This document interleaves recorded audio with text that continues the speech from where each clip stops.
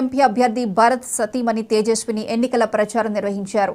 ప్రచారంలో భాగంగా మాట్లాడుతూ విశాఖ స్టీల్ ప్లాంట్ ను కాపాడుకోవాల్సిన బాధ్యత అందరిపైన ఉందన్నారు. టీడీపీకి తమ అమూల్యమైన ఓటు వేసి గెలిపించాలని ప్రజలను కోరారు. స్టీల్ ప్లాంట్ ప్రైవేటీకరణను వ్యతిరేకిస్తూ గతంలో భరత్ ఆందోళన చేపట్టారని గుర్తు చేశారు.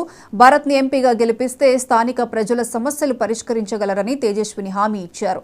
రాష్ట్రంలో వైసీపీ అరాచక పాలన కొనసాగుతుందని విమర్శించారు. ఖచ్చితంగా కూటమి అధికారంలోకి వస్తుందని తేజస్విని ఆశాభావం వ్యక్తం చేశారు.